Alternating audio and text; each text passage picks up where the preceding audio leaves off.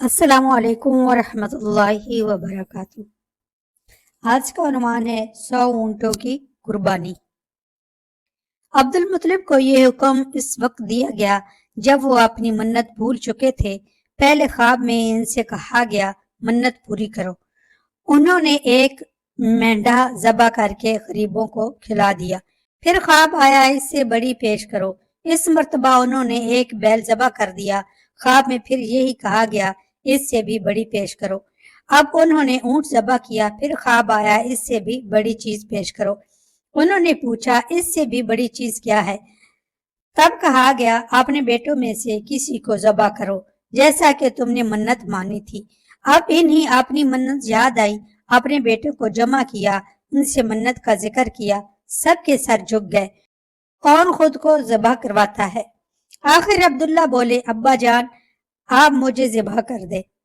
ये सबसे छोटे थे, सबसे खूबसूरत थे, सबसे ज्यादा मोहब्बत भी अब्दुल मुत्तलिब को इन्हीं से थी। लिहाजा उन्होंने कुरा अंदाजी करने का इरादा किया। तमाम बेटों के नाम लिखकर कुरा डाला गया। अब्दुल्ला का नाम निकला। अब उन्होंने छुरी ली, अब्दुल्ला को बाजू से पकड़ा और इन्हीं ज़बह करने के लिए नीचे लटा दिया। जो ही बाप ने बेटे को लटाया, अब्बास से जब्त ना हो सका, फौरन आगे बढ़े और भाई को खींच लिया। इस वक्त ये खुद भी छोटे थे। इधर बाप ने अब्दुल्ला को खींचा। इस खींचा तानी में अब्दुल्ला के चेहरे पर खराइशें भी आईं। इन खराइशों के निशानात मरते दम तक बाकी रहे।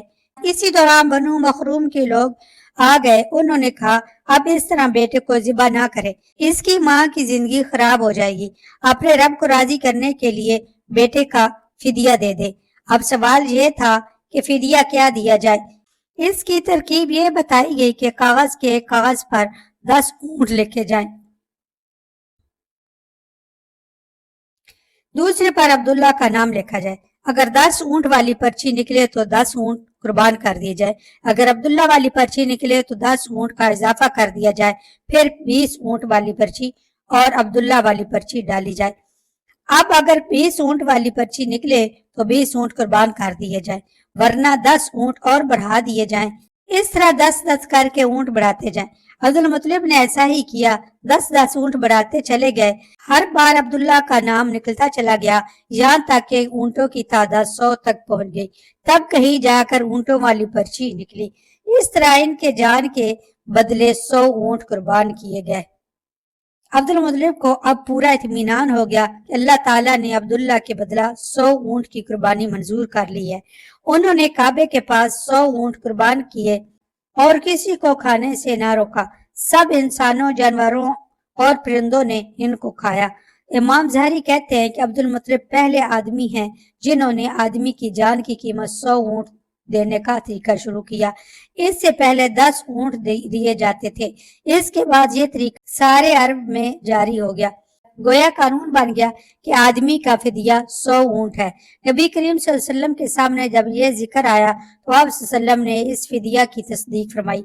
ये नहीं फरमाया कि ये दुरुस्त है, और इसी बुनियाद पर नबी करीम सल्लल्लाहु अलैहि वसल्लम फरमाते हैं, मैं 2 ज़बी हूँ, यानी हजरत इस्माइल अलैहिस्सलाम और हजरत अब्दुल्ला की औलाद हूँ। हजरत अब्दुल्ला कुरैश में सबसे ज्यादा हसीन थे। इनका चेहरा रोशन सितारा की मानद था। कुरैश की बहुत सी लड़कियां इनसे शादी करना चाहती थी, मगर हजरत अब्दुल्ला की हजरत आमना से शादी हुई। हजरत आमना वैब बिन अब्दुल मुनाफ बिन जोहरा की बेटी थी। शादी के वक्त हजरत अब्दुल्ला की उम्र 18 साल थी। ये शादी के लिए अपने वालिद के साथ जा रहे थे। रास्ते में एक औरत काबा के पास बैठी नजर आई। ये औरत वर्का बिन नौफल की बहन थी। वर्का बिन नौफल कुरैश के एक बड़े आलम थे। वर्का बिन नौफल से उनकी बहन ने सुन रखा था कि वक्त के आखिरी नबी का ज़हूर होने वाला है, और उनकी निशानियों में से एक निशानी ये होगी कि इनके वालिद के चेहरे में नबूवत का नूर चमकता होगा। जो ही इसने अब्दुल्ला को देखा, फौरन इसके ज़हन में ये बात आई। इसने सोचा हो ना हो ये वो शख्स है जो पैदा होने वाले नबी के बाप होंगे। चुनाचे इसने कहा, अगर तुम मुझसे शादी कर लो तो मैं बदला में तुम्हें इतने ऊंट दूंगी जितनी तुम्हारी जान के बदले में ज़िबा किए गए थे। इस पर उन्होंने जवाब दिया, मैं अपने बाप के साथ हूँ, इनकी मर्जी के खिलाफ कुछ नहीं कर सकता। نہ ان سے الگ ہو سکتا ہوں، اور میرے والد باعزت آدمی ہیں، اپنی قوم کے سردار ہیں۔ بہرحال ان کی شادی حضرت آمنہ سے ہو گئی۔ آپ قریش کی عورتوں میں نسب اور مقام کے اعتبار سے افضل تھی۔ حضرت آمنہ حضرت عبداللہ کے گھر آ گئی۔ آپ فرماتی ہیں جب میں ماں بننے والی ہوئی تو میرے پاس ایک شخص آیا، یعنی ایک فرشتہ انسانی شکل میں آیا۔ اس وقت میں جاگنے اور سونے کے درمیانی حالت میں تھی۔ عام طور پر اس حالت کو غنودگی کہا جاتا ہے۔ اس نے مجھے کہا کہ تمہیں معلوم ہے تم اس امت کی سردار اور نبی کی ماں بننے والی ہو۔ اس کے بعد پھر وہ اس وقت آیا تھا جب نبی کریم صلی اللہ علیہ وسلم پیدا ہونے والے تھے۔ اس مرتبہ اس نے کہا جب تمہارے ہاں پیدائش ہو تو کہنا میں اس بچے کے لیے اللہ کی پناہ چاہتی ہوں ہر حسد کرنے والے کے شر اور برائی سے۔ پھر تم اس بچے کا نام محمد رکھنا، کیونکہ ان کا نام تورات میں آمد ہے اور زمین اور آسمان والے ان کی تعریف کرتے ہیں، جبکہ قرآن میں ان کا نام محمد ہے اور قرآن ان کی کتاب ہے۔ ایک روایت کے مطابق فرشتے نے ان سے یہ کہا تم وقت کے سردار کی ماں بننے والی ہو۔ اس بچے کی نشانی یہ ہوگی کہ اس کے ساتھ ایک نور ظاہر ہوگا جس سے ملک شام اور بصرہ کے محلات بھر جائیں گے۔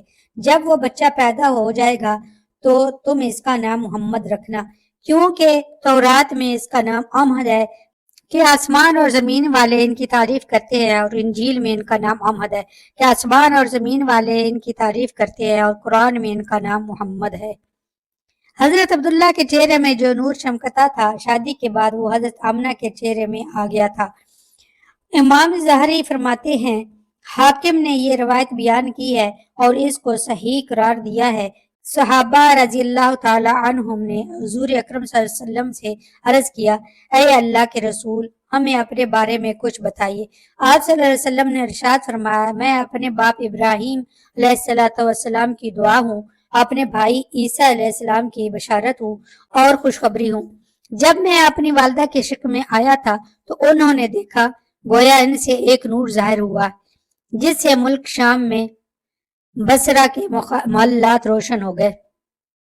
حضرت آمنہ نے حضرت حلیمہ سعدیہ سے فرمایا تھا میرے اس بچے کی شان نرالی ہے، یہ میرے پیٹ میں تھے تو مجھے کوئی بوجھ اور تھکن محسوس نہیں ہوتی تھی۔